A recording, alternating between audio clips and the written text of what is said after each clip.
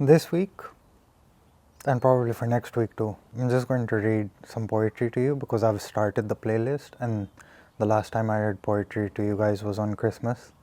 It was a very last minute, like, spontaneous video that I just shot and I uploaded, and that was because I celebrated Christmas with these two boys. And even though that was a different poem from a book that I'm about to release later, like probably 2 months from now, 2 or 3 months from now, May. It is February, April, May. Yeah, March, April, May.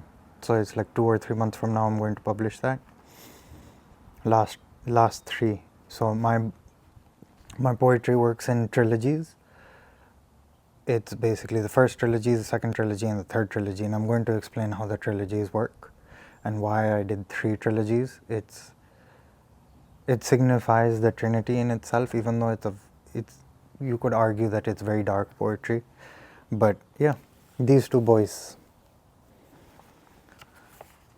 I read a poem that I wrote because I don't even know if I'm allowed to say this on YouTube.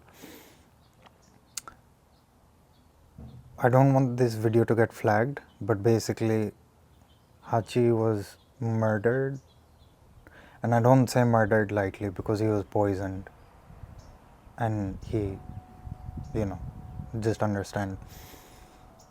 And that was like a few days before my birthday, like a day or two before my birthday, so it's not exactly the best thing to have ever happened, but yeah, that's why, like, I used to celebrate Christmas with him most of the time. I'd abandon everybody else just to spend time with him on Christmas. So that's why that's the last time I read poetry. And this is the second poetry book I ever wrote. This one, I'll explain it after I read, sorry. Here I sit in this night. I rest above at an elevation where the hills are below me. They are fogged up by the mist. I see the golden moon, not yet full. It has its own charm as it kisses the horizon. It may be late, but I need to take it all in. I see some things afar. I can bring them close. I can go to them. The same way I can find my way to you. They say we can do anything we direct our efforts to.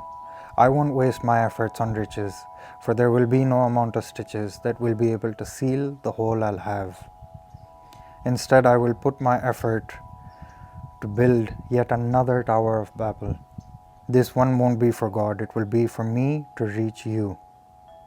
I'll build a bridge if it comes to it, to recreate myself as I work my way out of hell, just to be in your presence. I had already put in plenty of effort to make my way down here. I could do so much more to get to you. Here I sit as I plot my plan to deceive the devil, just so I can finally put myself first.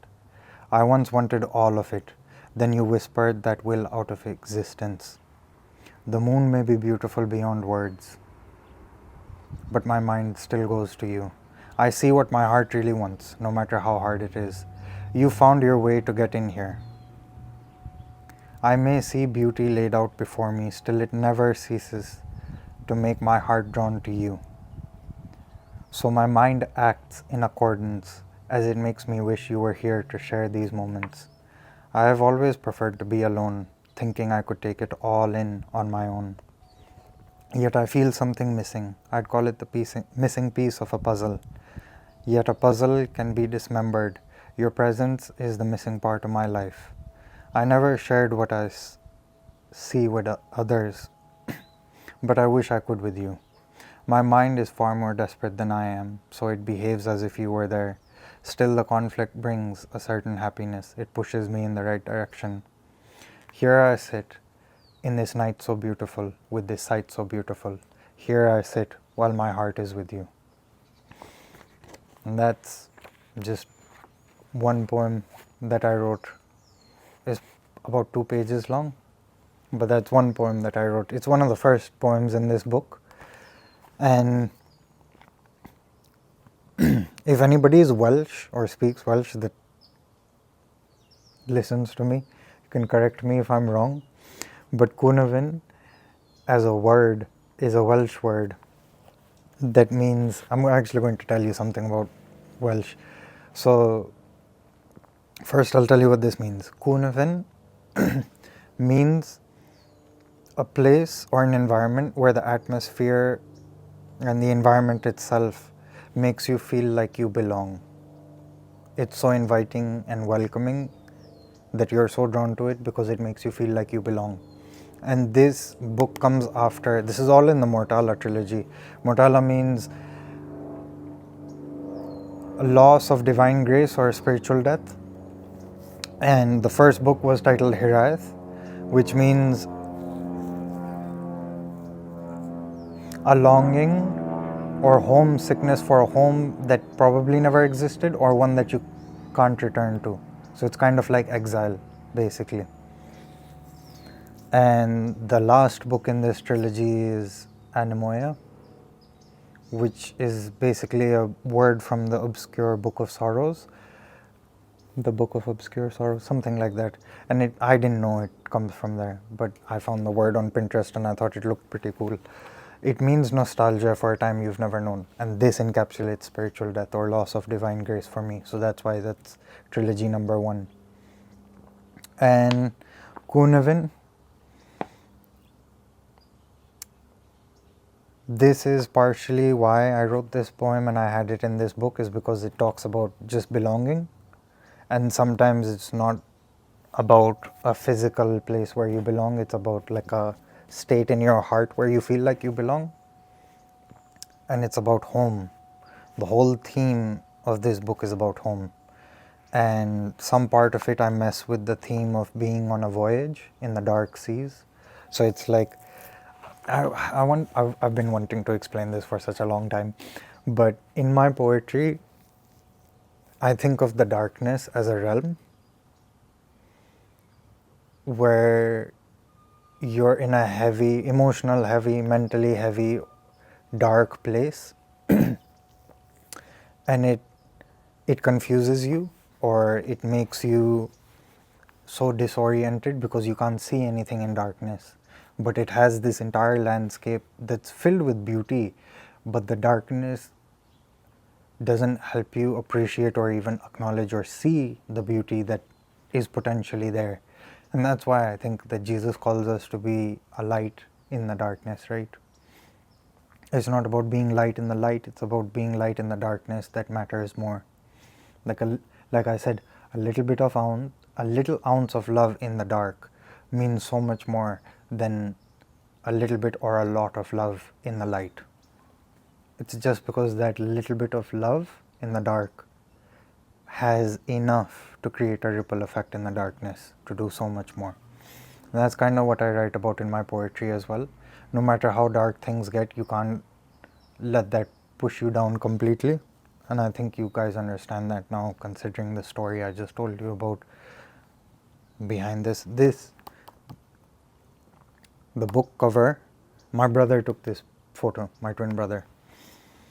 And this is my office / war room in India. This is where I actually wrote this book and the first 3 books of poetry. I wrote them there. I'll leave a video here. But that's exactly where I wrote these books. That's pretty much where my creative headspace was. The way I like to think about it is nature is very untapped and raw. It hasn't been messed with. And when you can sit there and absorb the environment around you, and I'm not talking on an earthly level, I'm talking in a spiritual level, a mental level, an emotional level. Environment matters, everybody understands that. So if you're in the city, you're going to be rushed all the time. That's why I don't really like the idea of cities too much. But I love my time in the mountains, and especially even in my hometown, I spend time away from the main town area. And I'll spend time in the forest because I feel like it's so untapped. It hasn't been altered to such a degree that it's something that it's not. So I will spend more time there. And what it does is it helps me tap into, like, the physical environment around me helps me tap into the inner environment in me that is untapped, that is raw, and that is genuine. That's how I write. You can steal that hack if you want to. It takes a bit of getting used to, but you'll realize how much that environment matters. Because when you're in the city, everything's filtered, everything's processed, you're going to reciprocate and regurgitate the environment that you're in. So when I was writing, I usually stayed outside of the city, and I tried to get most of my books written before I came to California and lived in a city, so that most of my writing, and I can't write in the city most of the time, I usually try to do it when I'm in the mountains or in the forest, and that's where my creativity is peaked, because I want it to be as raw and genuine as possible, and the external environment helps me do it. But yeah, so basically this became one of my favorite lines ever. The one that I just read to you. Here I sit in this night so beautiful, with this sight so beautiful. Here I sit while my heart is with you. Fun fact, in the last 3 books, I think it's Kyra or Kairos. One of those two has this same stanza paraphrased or phrased exactly, and then I add something else to it.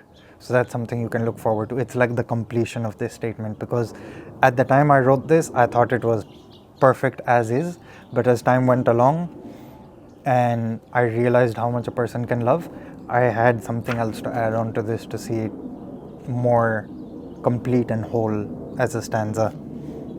But this was also, I posted this like a long time ago, when all I would post was just my writing and my face wasn't on camera. That was one of the best stanzas that ever got like good engagement and feedback from people. I think people really liked it, because it talks about, I heard a pastor talk about quantum entanglement. It's basically, even though there's a physical distance between people, there's not an emotional or spiritual distance between people on a quantum level. And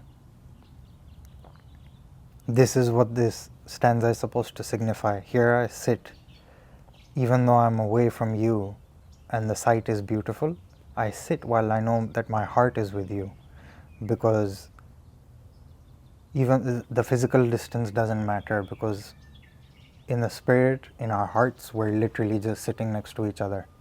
That's the depth of love that I think people comprehended, and that's why they really liked this stanza so much. God, I don't know how I'm going to get shorts out of this video, but I really love writing about the moon, because when I think about the moon, I don't think about it as like a celestial body, I think about it in terms of how David talks about it. David says in Psalms, he says, the moon is your faithful witness in the sky. I think it's Psalm 89 verse 37, where he says the moon is your faithful witness in the sky. And most of the time when I'd write poetry, it was during night. It was during the night. I can't sleep most of the time, especially in my hometown. I'll go out of the house for a drive or something. You guys will be able to see that. I'll be posting more like lifestyle stuff when I'm in India, and you guys will see how I live on a day-to-day basis. But that's what I was doing. I'd go out for night drives, night walks. I'd spend time with my dogs at night. We'd have bonfires. We'd go stargazing, just watch the stars for hours and hours and talk about life. And I'd reach such depth in the conversation that I'd end up writing a lot of poetry, and a lot of material from that conversation that I've had with people at night has also been used in my devotionals, because I have tapped into this. You can talk with a person and hit this frequency where it's active back and forth, and at that point in time you're talking spiritually to each other. The way I feel like the Holy Spirit in them is talking to the Holy Spirit in you. It's basically like you've tapped into a higher frequency where it's just active back and forth, and the level of conversation is so pure and genuine that it can't be forged, it can't be falsified. like it's not scripted at all. You know, when someone is being very genuine, that's how the conversation between me and others were. And through that came my poetry, and through that came my Christian devotionals as well. I'd be like, dude, I just said that, but that's what God's been trying to teach me through my life in this past era, past month, past week, past day. I, depends on the time frame, but this is what God's been trying to teach me. That's how I would be able to speak to people. And so when, should I say this? I don't know. I mean, at this point in time, it doesn't really matter, but I wasn't the best child. I used to be the rebellious child in the family. And because of most of my rebellious ways, I would get punished, and my dad would punish me by taking away my phone, taking away TV privilege, and all of that good stuff. But it developed character. Now I don't spend weekends on social media. It's just a self-discipline thing that I've been doing for the past 5 years. I remove WhatsApp, TikTok, Instagram, everything from my phone. I'm not bothered by a notification of any kind or anything. And what that allows me to do is focus on my relationships in person, face to face, and my relationship with God. It gives me so much time, because if it's not on my phone, I don't have to open the app and scroll through it. And I've set that time apart on my weekends where I'm just not on social media and I'm focused on my relationships. That's it. Because I believe relationships are the most important part of life. Completely. And so yeah, my dad would keep me away from all those privileges, so-called, of watching the TV or spending time on my phone or anything constructive. He even took away motorcycles from me, because he just knew that if I had the keys to the motorcycle, I could still go out. So it was basically understanding that if you're disobedient to God, certain things get taken away from you, because God can't trust you with that. That's why obedience leads to God's trust. Because if you're disobedient, that means you can't be trusted. And that way that my dad raised me, where he'd take away certain privileges if I was being rebellious or disobedient, showed me how to earn trust the correct way and be responsible. Any which way, my point is, this was when I was like 14, 15, 16, 14, 15, 16 primarily.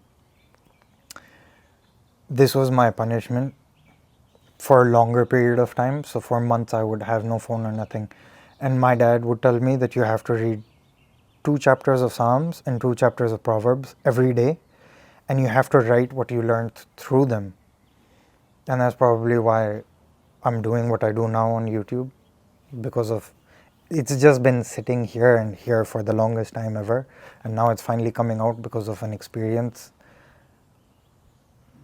or because of an experiential level of life that I've lived with God, in applying what I've learned from Proverbs and applying what I've learned from Psalms. And I've practically written my own Psalms now, like 9 books worth of Psalms. This whole series is called The Memoirs of a Remnant of Heaven and Hell, and is going to be published. All my poetry is going to be published as one thick book.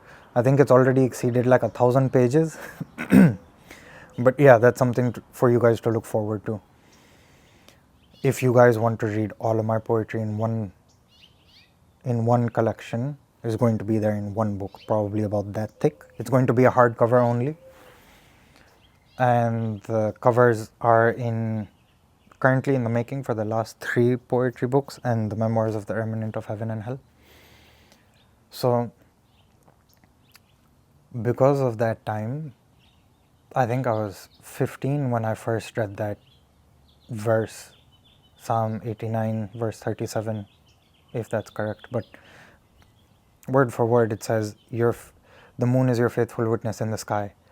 That always spoke out to me as David saying that I know if I can see the moon, I can be mindful of your presence, because it's witnessing how I'm interacting with you. It's witnessing me. It witnesses what I do at night when nobody's awake. So everybody else is asleep. who am I at that point in time? Because nobody can see me.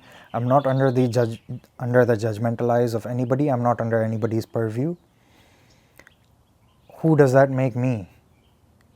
You're not defined by what you do in the light. You're defined by what you do in the dark. When everything is against you, when nobody can see what you're really like, who are you? That's what defines you.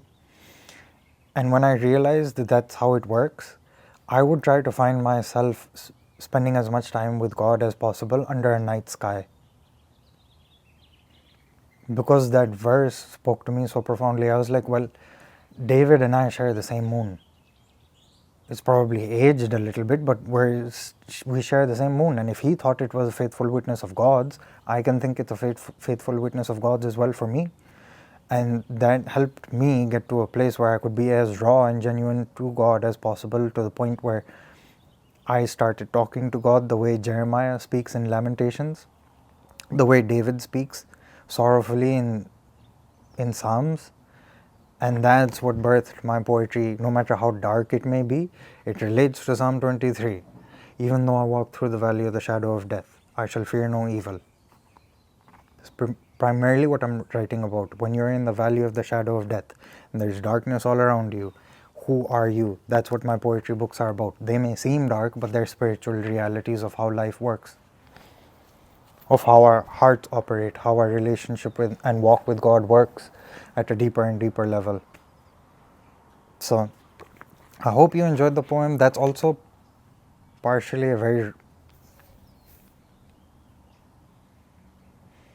in all honesty, that's a very romantic poem. Just so that you guys don't think that I'm not some romantic guy and I don't have the capability to love, that's a romantic poem that I read for you guys.